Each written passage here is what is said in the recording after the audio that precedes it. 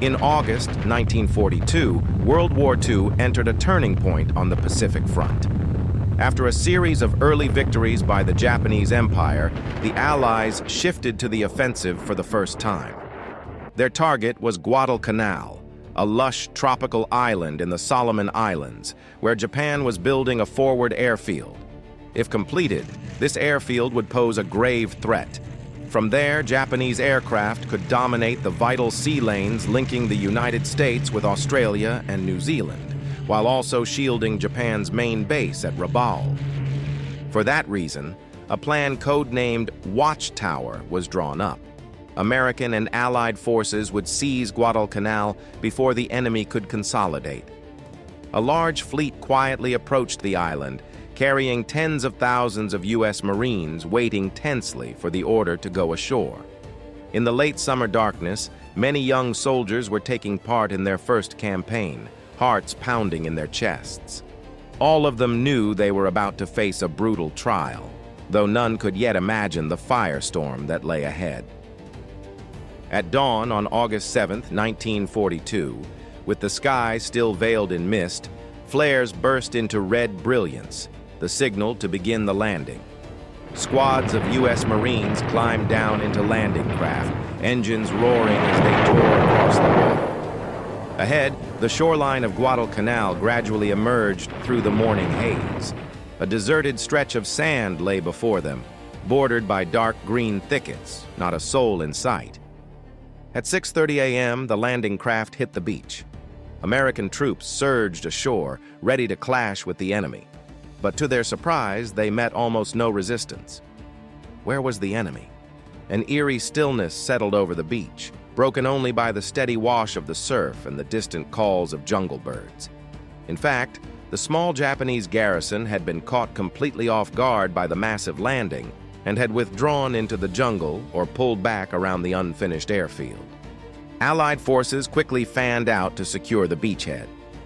By noon, U.S. troops had taken control of the small harbor at Tulagi and the nearby island of Florida, while the main force pushed inland along the northern coast of Guadalcanal to seize the Lunga Point area. There, they found a half-finished runway, the very airfield the Japanese had spent months building. After only a few hours of scattered fighting, the entire site fell into American hands. In honor of Captain Lofton Henderson, a U.S. pilot killed at Midway, they named it Henderson Field. The first day passed swiftly, marked by a victory that seemed almost too easy. As evening fell over the tropical island, the Marines allowed themselves a brief sigh of relief. Yet deep down, each man knew that the real battle had not yet begun. On the night of August 8, 1942, Guadalcanal lay calm and windless. A pale moon cast silvery light across Iron Bottom Sound, the stretch of water between Guadalcanal and nearby Savo Island. In the darkness, the distant thunder of heavy guns suddenly echoed from offshore. Flashes lit up the horizon, followed by violent explosions.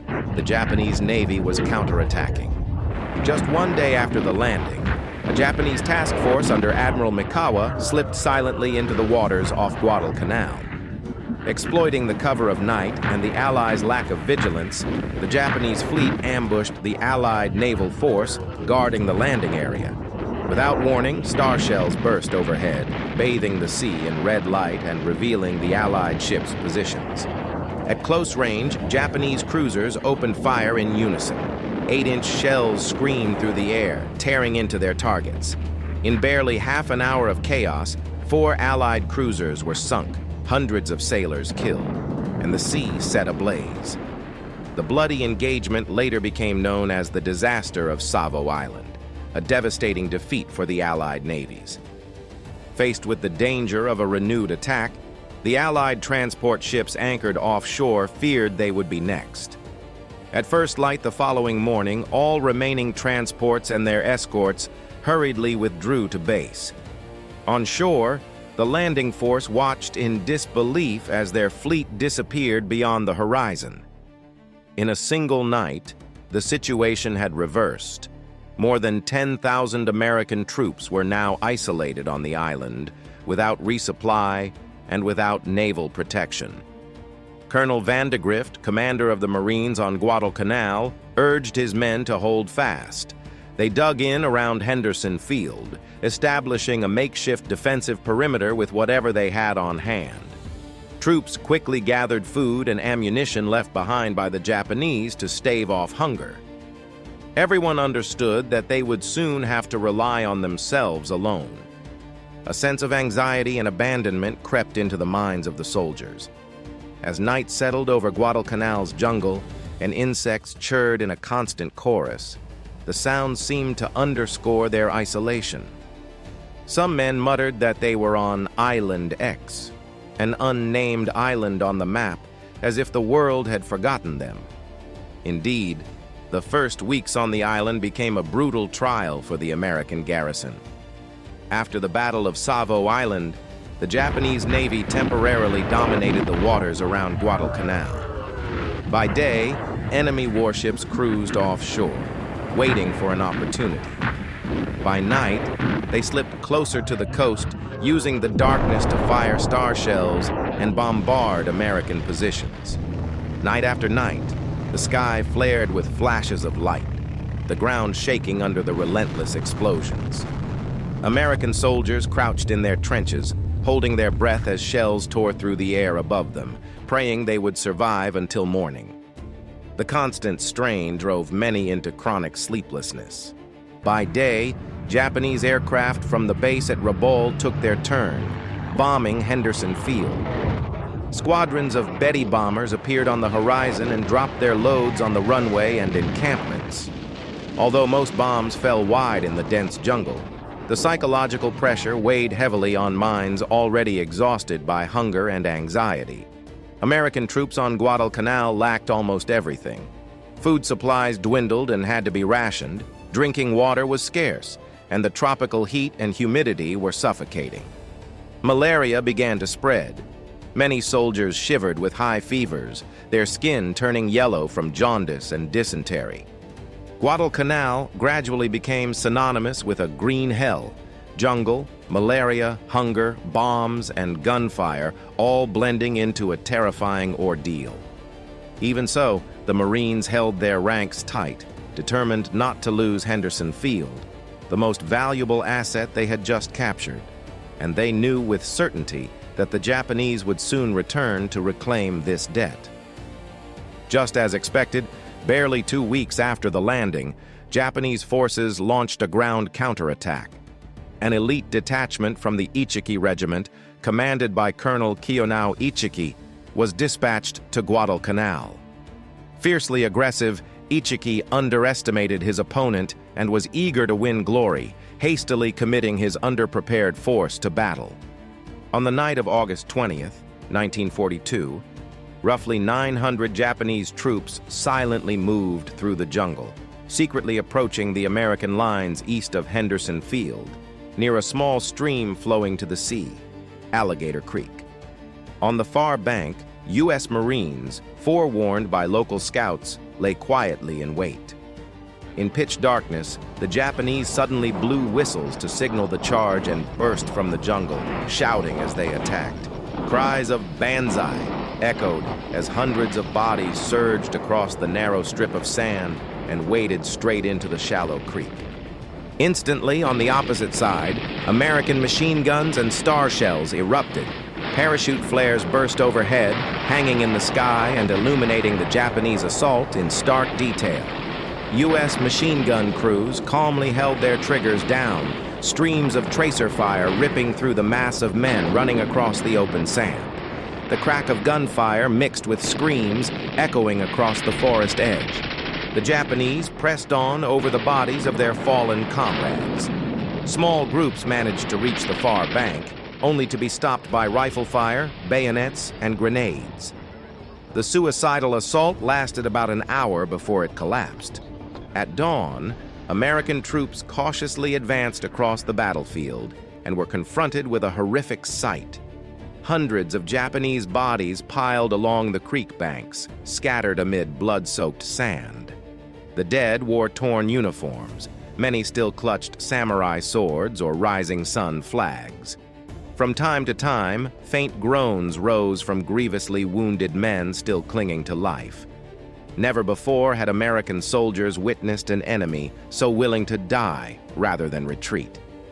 Later, the Marines gave the creek a grim nickname, Bloody Creek, to commemorate the first blood-soaked battle on the island. Colonel Ichiki himself was killed. Some accounts say he committed ritual suicide after grasping the magnitude of his defeat. Of nearly 900 men, only about 100 Japanese soldiers escaped back into the jungle to carry the news. The victory at Alligator Creek boosted American defensive morale, but it also signaled a grim reality. The Japanese would never surrender easily, and Guadalcanal would become even more blood-soaked in the months ahead. After the destruction of Ichiki's detachment, the Japanese realized that small forces would not be enough to change the situation. They decided on a large-scale reinforcement to swallow back Guadalcanal. From late August onward, each night Japanese destroyer groups exploited the darkness, racing through the narrow sea lane known as the Slot to reach Guadalcanal and unload troops and supplies. These lightning-fast runs were sarcastically dubbed the Tokyo Express by American troops on the island. Using their nighttime advantage, the Japanese steadily ferried thousands of seasoned soldiers from the 17th Army under General Harukichi Hyakutake onto the island.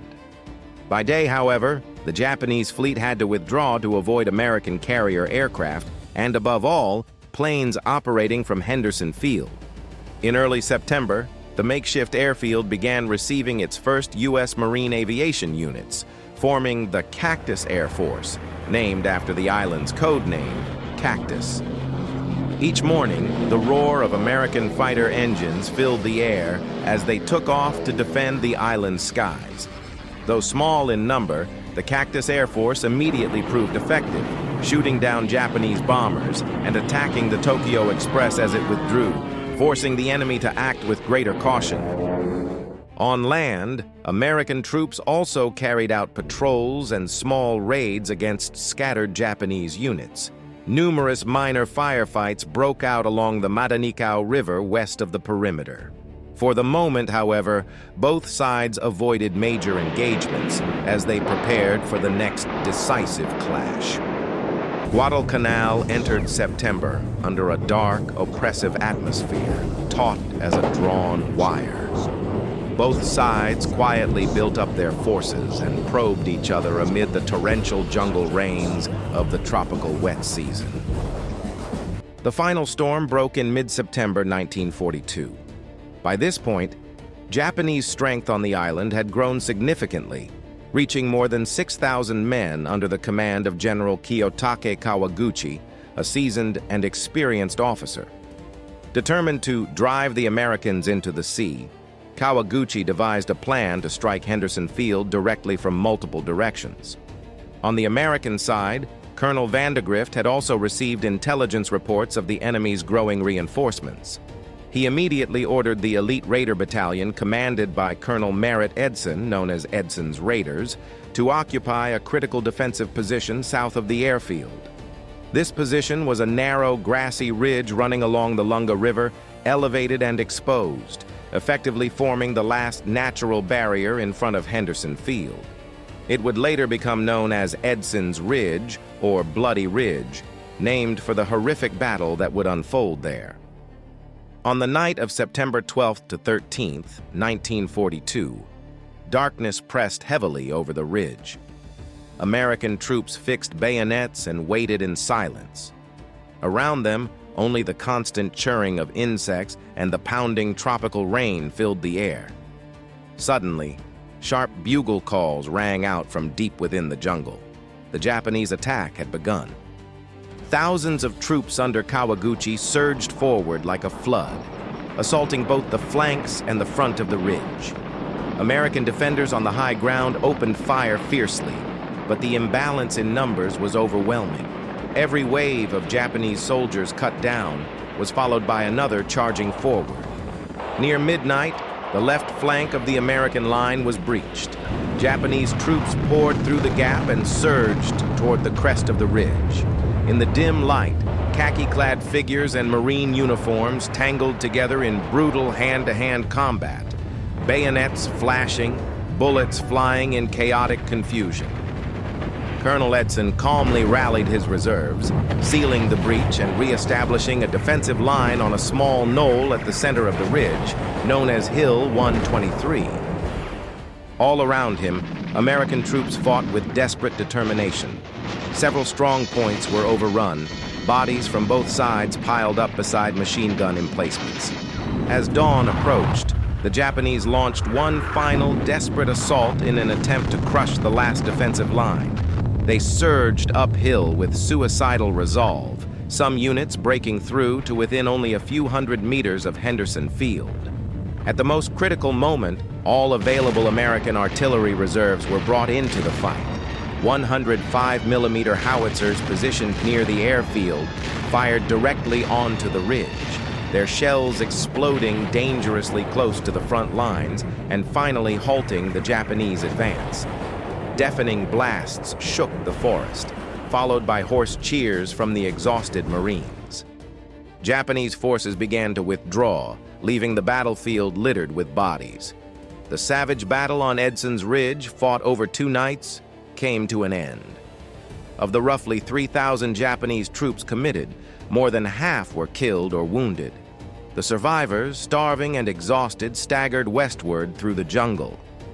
American defenders also suffered heavy losses, with many units nearly spent after days of relentless combat. But they had held the airfield. General Kawaguchi was stunned by the unexpected defeat and quietly withdrew his shattered forces across the Mata-Nikau River. As the sun rose and burned away the morning mist over the blood-soaked ridge, the full horror of the night's fighting was revealed.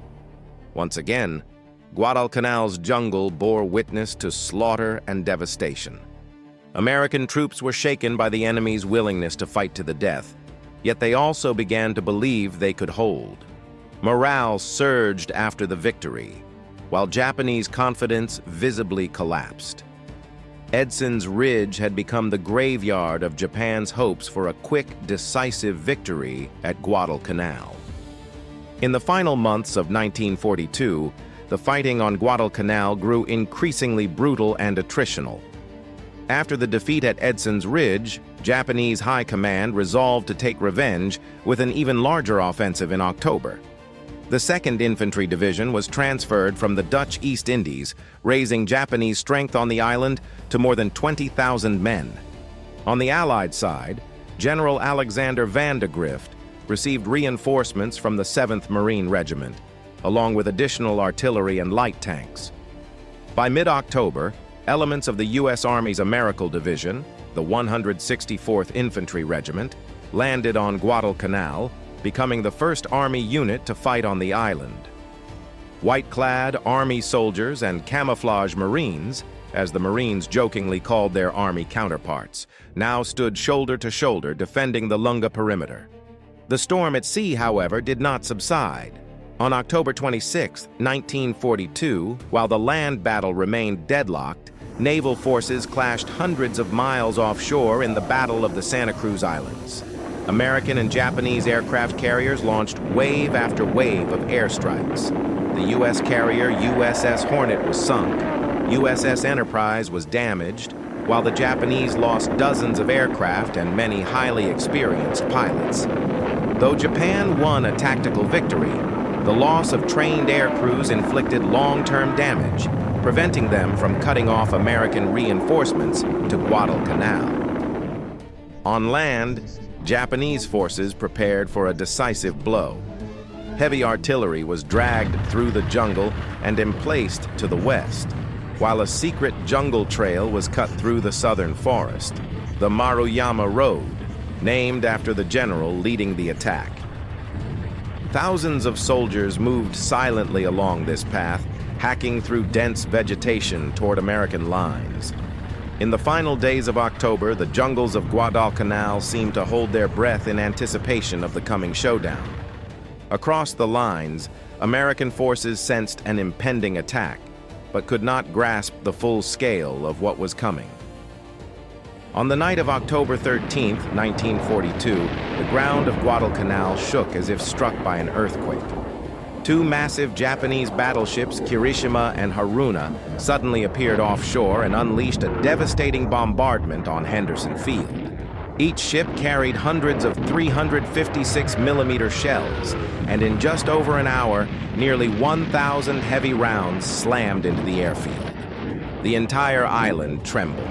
Enormous fireballs erupted as fuel and ammunition dumps exploded. Aircraft were destroyed in large numbers, and the runway was cratered beyond recognition. American troops cowered in their bunkers under a bombardment unlike anything they had ever experienced. When the battleships withdrew at dawn, Henderson Field lay in ruins with only a handful of aircraft still operational. Yet through sheer determination, American engineers rushed to repair the damaged runway and salvage what planes they could. Just one day later, fighter aircraft rose once again from the bomb-scarred strip, proving that Henderson Field was still alive. More importantly, the devastating bombardment signaled that a massive ground assault was imminent. On the afternoon of October 23rd, Japanese artillery opened a furious bombardment along the Matanikau River to the west as a diversion. Meanwhile, to the south, thousands of Japanese troops silently moved into position along the southern bank of the Lunga River. That night and over the next 2 nights, the decisive battle for Henderson Field erupted. This time, General Hyakutake committed nearly 15,000 elite troops, launching major attacks from both the west and the south. On the evening of October 23rd, 8 Japanese tanks led hundreds of infantry across the mouth of the Matanikau River and straight into Marine positions. Flares quickly exposed the advance, and American anti-tank guns and machine guns reduced the armored column to burning wreckage on the beach. Flaming tanks lit up the jungle, stopping the western thrust cold. On the nights of October 24th and 25th, 1942, massive Japanese forces surged out of the southern jungle against defensive lines held by Lieutenant Colonel Chesty Puller's 7th Marine Regiment and the U.S. Army's 3rd Battalion, 164th Infantry. Heavy 50 caliber and 30 caliber machine guns cut down wave after wave of attackers. But the enemy was relentless, each fallen line replaced by another climbing over the bodies of the dead. Human waves pressed to the very edge of the American trenches. Cries of "Banzai!" echoed through the darkness, mixed with the roar of gunfire and the sharp blasts of grenades. Machine gun barrels glowed red hot. Crews poured water over them and kept firing. Some gunners, like Sergeant John Basilone, held their positions alone through the night, changing barrels repeatedly as enemy bodies piled high in front of their emplacements. In places, Japanese troops reached the trench lines, fighting hand-to-hand with bayonets and grenades. Yet the American defenders, though exhausted, fought with extraordinary determination. Newly arrived Army units proved their mettle as well, matching the Marines blow for blow. Blood soaked the jungle floor and hundreds fell, but the Henderson perimeter held. At dawn on October 26th, gunfire faded and finally ceased. As the sun rose and the mist cleared, countless Japanese bodies lay scattered before the American lines. The survivors of Japan's once elite force staggered back into the jungle in despair. Once again, Henderson Field still stood, defiant in the face of every attempt to destroy it. General Hyakutake was stunned by reports of catastrophic losses. More than 2,000 men had been sacrificed in the futile assault. American forces had also suffered heavily, but their will remained unbroken. Everyone now understood that Japan no longer possessed the strength to mount another major offensive. The turning point of the Guadalcanal campaign had finally arrived. After the disastrous defeat at the end of October, Japan's Supreme Command gradually realized that Guadalcanal had become a deadly trap for the elite of its army. Yet bound by honor and pride, they were unwilling to abandon the island immediately. In early November 1942, General Hyakutake requested additional reinforcements for one final decisive battle. More than 7,000 troops from the 38th Division were loaded onto transports, along with thousands of tons of supplies, weapons, and food. Everything was staked on one last gamble at Guadalcanal. The Americans, however, sensed this desperation. They were determined not to allow the enemy to set foot on the island again. In mid-November 1942, a series of colossal naval battles erupted around Guadalcanal, collectively known as the Naval Battle of Guadalcanal, 12th to 15th November 1942. The opening blows came on November 12th, when American aircraft from Henderson Field and the aircraft carrier Enterprise repeatedly attacked the Japanese convoy, crippling several transports en route to the island. On the night of November 13th, under cover of darkness, a major Japanese strike force, led by the battleship Hiei, crept in, intending to bombard Henderson Field as it had done before. This time, however, the U.S. Navy met them head-on at close range. Warships from both sides fired directly at one another at distances of only a few thousand meters. The night sky blazed as bright as day with muzzle flashes and exploding shells. Enemy vessels cut across each other's formations in savage close combat, at times narrowly avoiding direct collisions. After half an hour of chaos, both sides had suffered heavy losses. On the American side, 2 rear admirals were killed and several warships were sunk or damaged. Yet they succeeded in forcing the Japanese fleet to withdraw, saving the airfield. The fighting did not end there.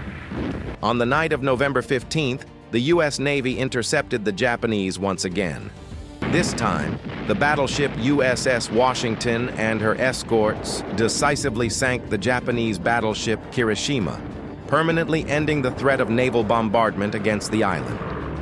Alongside the surface battles, the Japanese submarine Y-26 boldly launched torpedoes that sank the American aircraft carrier USS Wasp while it was escorting supply convoys near the island.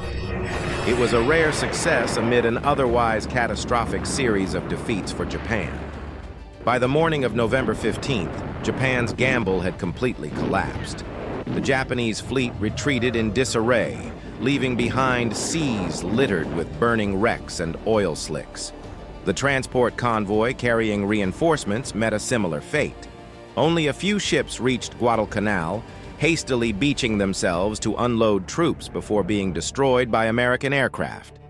Approximately 4,000 Japanese soldiers managed to swim ashore, but most of their supplies and ammunition sank with the transports. These starving, ill-equipped troops were not only incapable of launching an attack, they became an additional burden on the already desperate Japanese forces trapped on the island. By mid-November 1942, the situation on Guadalcanal had completely reversed.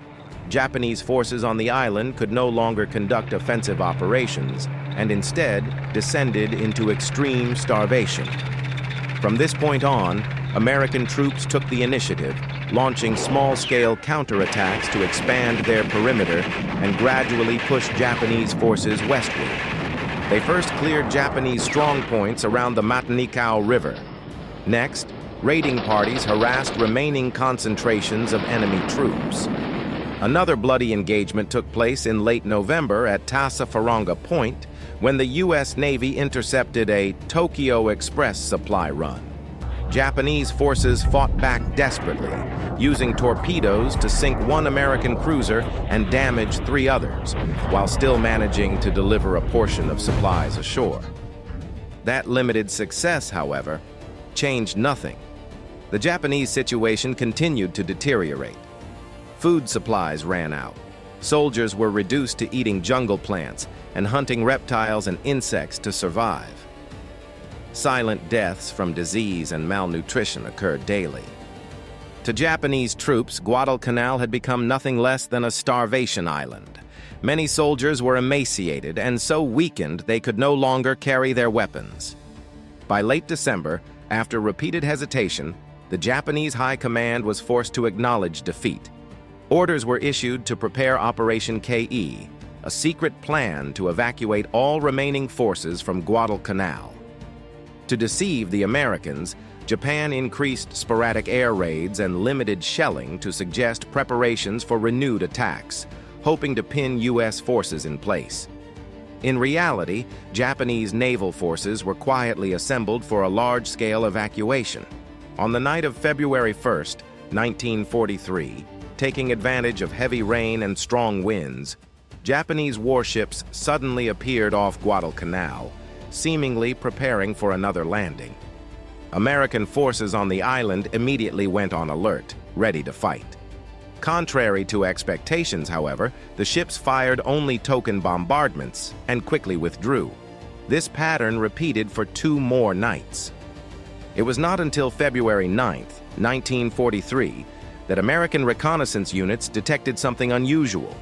Japanese defensive positions in the west were completely deserted. Advancing deeper, they encountered no resistance. Hundreds of starving Japanese bodies lay scattered about, weapons abandoned everywhere. In truth, during the 3 nights of deception, Japan had successfully evacuated all 10,000 remaining troops from the island. When this became clear, many American soldiers breathed a sigh of relief. The Nightmare Island was finally under their control. The Guadalcanal campaign officially came to an end after 6 months of horrific fighting. Along the beaches of Guadalcanal, waves still rolled ashore, as they had on the morning American troops first landed. Now, however, the landscape was devastated, scarred everywhere by the traces of war.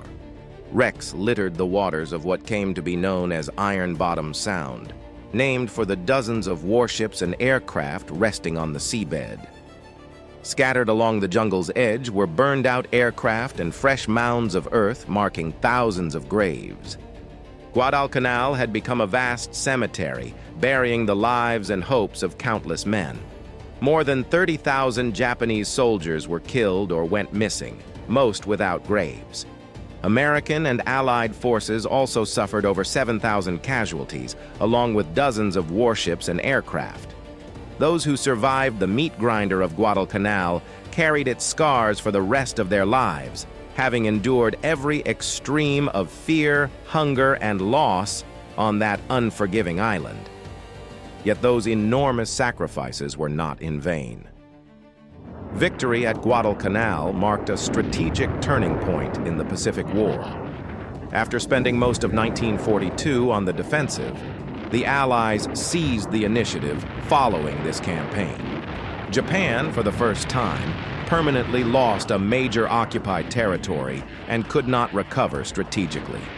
After Guadalcanal, Japan was forced onto the defensive, gradually abandoning positions throughout the South Pacific. For the Allies, this hard-won victory became the launching point for a series of island-hopping offensives in 1943 to 1944, ultimately leading to the decisive victory that ended the war. Guadalcanal, once an obscure name, entered history as a symbol of unbreakable resolve and as one of the battles that decisively shaped the outcome of World War II in the Pacific.